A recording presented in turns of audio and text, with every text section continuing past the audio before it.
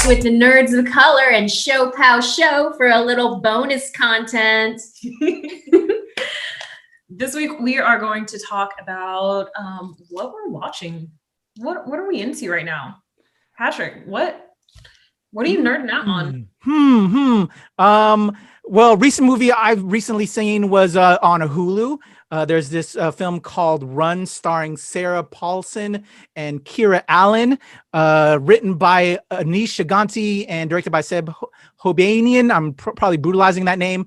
They did the film Searching with John Cho. It's about this mother who has this disabled child, and just what kind of a mother is this woman to this disabled child? Is she really who she's cracked up to be? I'm just going to leave it at that because I don't want to spoil it. I did see the trailer for that. Oh, hype. It's so good. Tina, Kat, you're going to definitely want to check this out. And I'm sure you're going to cover it on the Keeping It Creepy with Cherry and Kat podcast, right? You have to watch that. Yeah, I haven't seen Searching, so I'm really you got to start with Searching. Oh, girl. Yeah, check out Searching. Definitely check out that film. Yeah, man. There was a lot that month. I remember because we went to go see Crazy Rich Asians twice. In theater. Yeah. And the trailer, it was like they were like, oh, they're here for the Asian thing. let's show them the trailer for this. So yeah, definitely check out Searching. Great film and Run on Hulu. And for TV, one of my favorite shows is on Amazon Prime. It's called Utopia. It's a remake of the UK series. And over on Disney Plus, The Mandalorian. I'm digging that show so good, so much. Love me some Baby Yoda. Definitely top recommendation for both Utopia and The Mandalorian. And if you head over to New Release Wednesday, we do our reviews every week of the episodes. So you can check us out on that as well. Okay, so I guess I'll go next. And I have, I guess, movie-wise, last movie that I watched recently was His House, I think, which was a horror film. I love horror films. That is about a couple of refugees who come to the UK, and some haunting presence has followed them, but they can't really leave where they're living because if they do, they'll give up their refugee status and they'll be sent back. Oh wow! To their war torn. Cool. So it's got some really nice stakes. It's got a really good setting because it's all kind of one centralized location, or the majority of it is. And there's a lot of the creep factor comes from this idea of like otherness, as opposed to like these white British, even those who are in poverty they've not experienced the same thing as our main characters. And it's got a great cast too. One of the Doctor Who's is in it. Nice. But yeah, that one I really liked. And then I've been watching for TV, I've been watching a K-drama called Weightlifting Fairy Kim Bokja. And I love this. I'm telling everybody about this because I don't watch a lot of K-dramas, but I watch some. And they tend to have a lot of stereotypes. So a lot of them have like, there's a main couple, there's a girl, and she's kind of spunky, manic pixie dream girl. And then there's this like cold, jerk, handsome guy, right? And the thing that I love about the show, it's not really a spoiler because it happens super early, but in like the first or second episode, they make him go to therapy. Oh my God. And so the rest of the show is him like being a better person. And so it's really nice because they're both like getting to be good people and kind of growing up. It's college age, so that makes things a little more age appropriate. And you just get the feeling that they're both making good changes in their life that would have happened even if they didn't get together. It's just nice that they did, sort of thing. So yeah, plus there's weightlifting and I love weightlifting, so that was cool. That's awesome. Yeah, I'm trying to think what like you watched Queen's Gambit.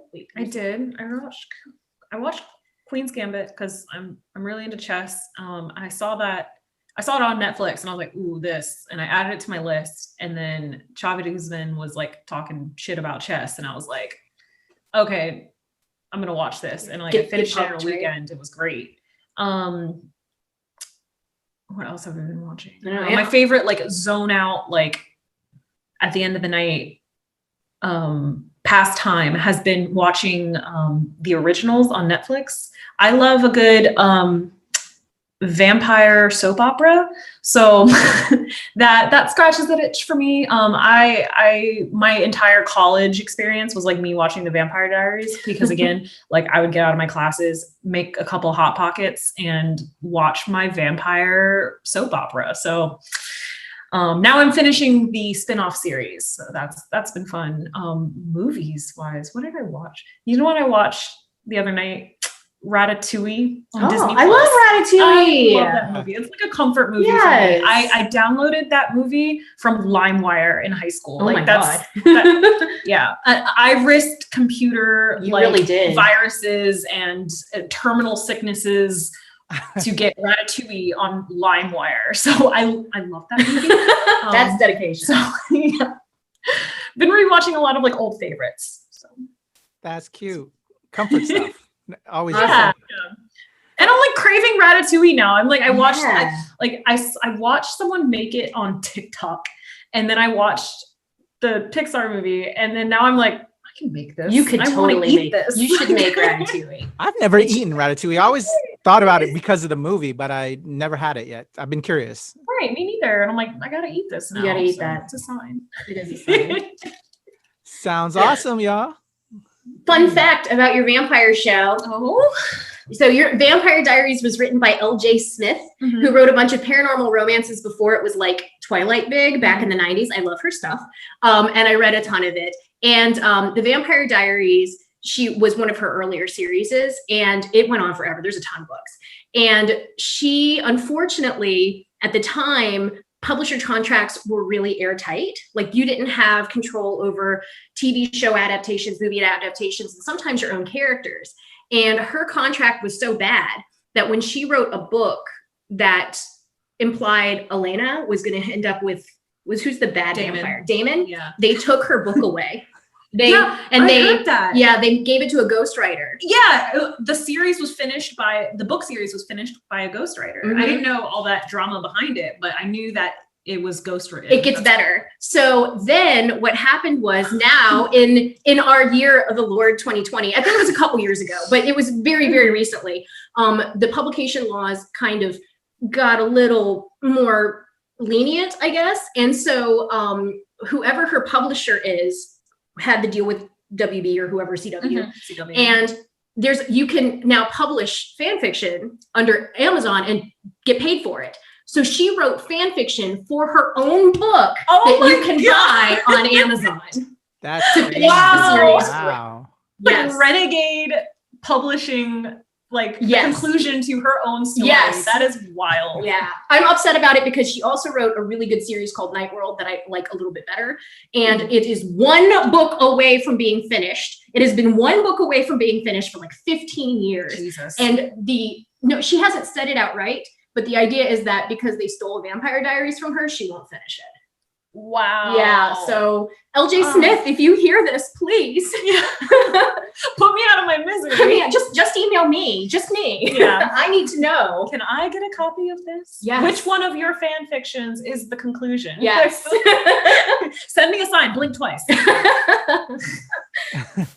So that's to our Patreon users. So Patreon users, unless she signs up, exclusive. let them know. Let her know so we can get our peoples on that.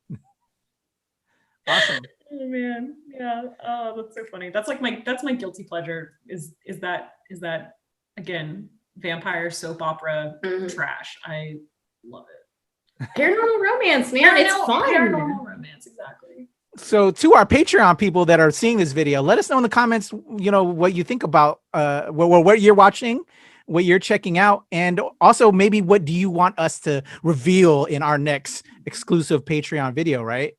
What do you want us to talk about? Yeah, what fun facts can I give you? Oh yeah. Actually, that's what we should challenge each other until we get a comment like what our next one will be. You know what? So I'm gonna put it to you guys. What is a currently unknown, well-known fact from the past about you that we haven't discussed on the show at all yet? I kind of half revealed it. I don't know if it was in this recent interview we did, but yeah, I was a stripper for a brief period of time in my high school days. Yes. But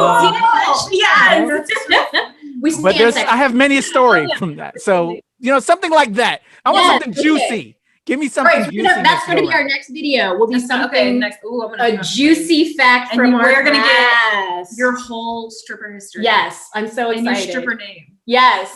Do you have a picture? Like,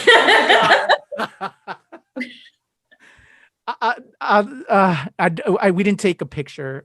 That's a totally. You couldn't take pictures in the club. This was like 1995. Like we didn't have camera phones like back then, so which was a good thing. I'm like grateful that we didn't have camera phones.